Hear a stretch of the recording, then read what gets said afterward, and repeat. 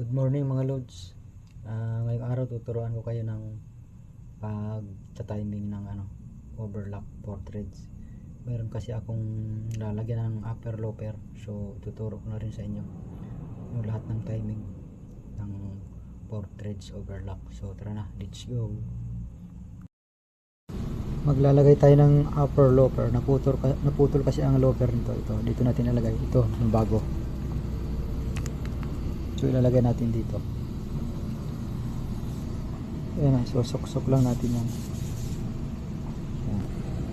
Ayan, nalis ko muna yung upper blade para kitang kita yung pagta-timing.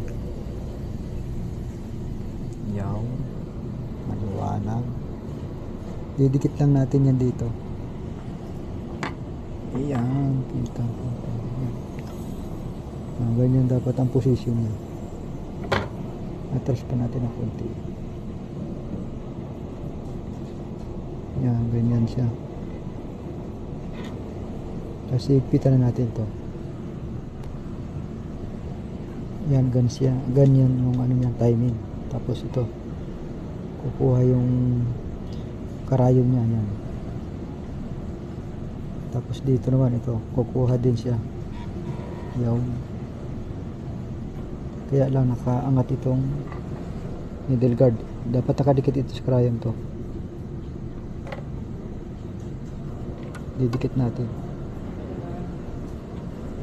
Yaw. Dito natin siya lulu agad para maidikit natin sa karayom needle guard. Yaw. Tapos tutulak natin papunta sa may karayom. Yan.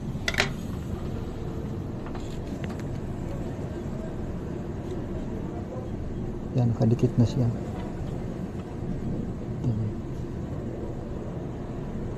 Ganun dapat nakadikit siya. Kasi needle guard yun. Para hindi maputol ang karayom.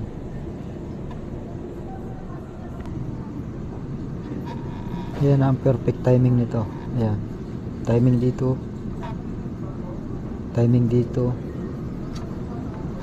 Tapos timing dito. Sa baba. So itatry natin. Lagyan na natin ang sinulid kung ayos na bantay. So itatry na natin. Okay ba siya?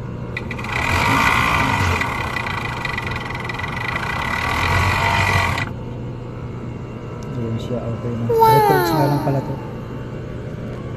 Isa pang ikot.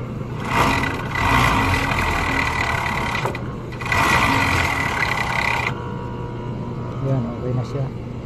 Like and share. Thank you for watching.